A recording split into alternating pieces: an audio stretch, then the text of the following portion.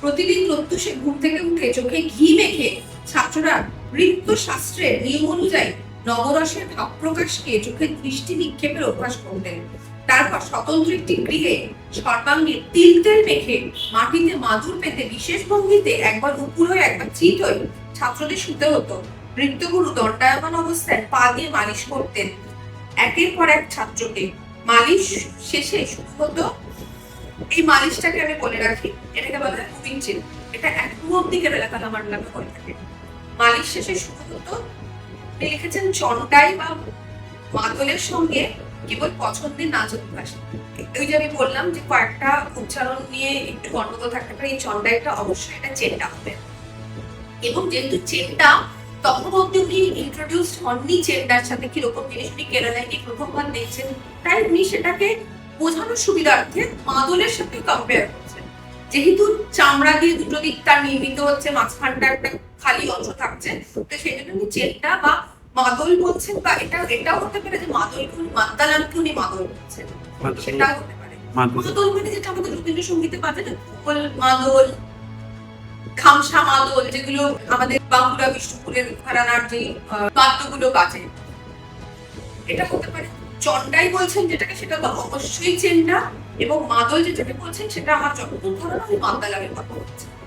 এই অভ্যাস অনেকক্ষণ চলবে এবং শেষ করে নিকটবর্তী জলাশয়ে গিয়ে ভালো করে স্নান করতাম সকলে। এখনো সেটা হয়ে থাকে।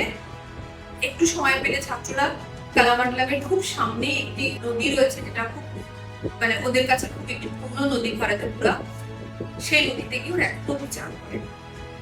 গানের সঙ্গে নাচ শিখতে হতে এরপর দ্বীপ্রহরে খাওয়া শেষ করার পর অনেকক্ষণ আর কোনো কাজ থাকতো না। সন্ধ্যের মুখে পুনরায় একটি ঘরে বসে নানান তাল এবং তালের গোল হাততালির সঙ্গে মুখস্থ করতে হতো। অর্থাৎ হাতে তাল দিয়ে, বা যেটাকে আমরা বৈতারি বলি, বৈতারি গলার পদ্ধতি তখন, মানে বৈতারি গলা তখন প্র্যাকটিস। বৈতারি মানে হচ্ছে তাল, মানে আমরা যেটা নর্থ ইন্ডিয়াতে বোল বলি, তামিলরা যেটাকে সদাকর্ত বলে, সেটাকে কথাকালিতে আমরা বৈতারি। এরপর চলতো গানের অভ্যাস। সমস্ত দিনটাই ছিল ঠাসা নৃত্য চর্চায়। কেরালা কালামান্ডালামে এইরূপ একটি নৃত্য গীত বাদ্যের পরিবেশের মধ্যে আমি প্রায় 3 মাস একটানা কাটিয়ে অগস্ট মাসে শান্তিনিকেতনে ফিরে আসি। সেখানে থাকতে একদিনে কবি বল্লাভর গ্রামের একটি উন্মুক্ত প্রাঙ্গণে প্রখ্যাত নৃত্যগুরু, সঙ্গীতজ্ঞ ও বাদ্যকারদের দিয়ে সারা রাত্রিব্যাপী কথাকালী অভিনয়ের আয়োজন করেছিলেন, তা দেখেছিলাম। দ্বিতীয়বার বল্লাভর ত্রিচুর শহরে আর একটি নৃত্যাভিনয়ের ব্যবস্থা করেছিলেন পণ্ডিত জওহরলাল নেহেরুকে দেখানোর উদ্দেশ্যে। তিনি সস্ত্রীক একদিনের জন্য ত্রিচুর এসেছিলেন, সঙ্গে ছিলেন শ্রীমতী ইন্দিরা গান্ধী। তখন তিনি অল্প বয়সী বালিকা। সেদিন সারা রাত্রি গাথাকালীন নৃত্যাভিনয় দেখতে গিয়েছিলাম বল্লাথল এবং মুকুন্দ রাজার সঙ্গে। 2-3 মাস গাথাকালীন নাচ ভালো করে আয়ত্ত করা সম্ভব নয় বুঝে আমি স্থির করি গাথাকালী নাচের কালাসাম, সারি প্রভৃতি তালের নাচগুলোই শিখবো, আর শিখবো হাতের কিছু অভিনয় মুদ্রা এবং তার ব্যবহার।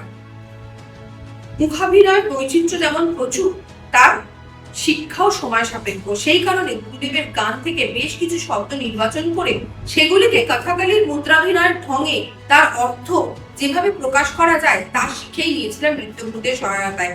তালের নাচগুলি সবই শিখেছিলাম ভালো করে। অর্থাৎ শান্তিদেব ঘোষ কেরালাতে গিয়ে কথাকালীর হস্তাভিনয় শিখেছেন, এটা প্রমাণিত। এবং সেই সমস্ত হস্তাভিনয়কে উনি রবীন্দ্রসঙ্গীতের গানের সাথে কিভাবে শব্দের সাথে প্রয়োগ করবেন সেটা তিনি শিখে এসেছিলেন কেরালা কালামান্ডলাম থেকে। এবং এইভাবে এই প্রথমবার কেরালা থেকে কথাকালী শান্তিদেব ঘোষের হাত ধরে আসে বিশ্বভারতীতে। এরপর অনেক পরবর্তীকালে 1937 সালে যখন কলকাতাতে কেরালা কালামান্ডলামের একটি দল আসে নৃত্যানুষ্ঠানের জন্য, তখন গুরুদেব তাদেরকে বল্লাভর নারায়ণ মেননকে চিঠিতে অনুরোধ জানান যে সেই দলটি যেন বিশ্বভারতীতেও আসে, তাহলে তারাও সেখানে কথাকালী দেখার সুযোগ পাবে। এবং তার অনুরোধ রেখে কথাকালী দলটি 3 রাত্রি বিশ্বভারতীতে ছিল এবং তারা বিশ্বভারতীতে কথাকালী তারা প্রদর্শন করে। সেইখান থেকে প্রচুর পরিমাণে অর্থ রবীন্দ্রনাথ ঠাকুর সংগ্রহ করেছিলেন, কারণ সেই সময় আমি আরেকটা বলতে পাবেন, কথাকালীর নৃত্যের রূপরেখা গোবিন্দপুর আসান লিখছেন যে কালামান্ডালাম যখন প্রতিষ্ঠা হয়েছে সেই সময় বল্লাথল নারায়ণ মেনন 1 টাকা করে টিকিট বিক্রি করার ব্যবস্থা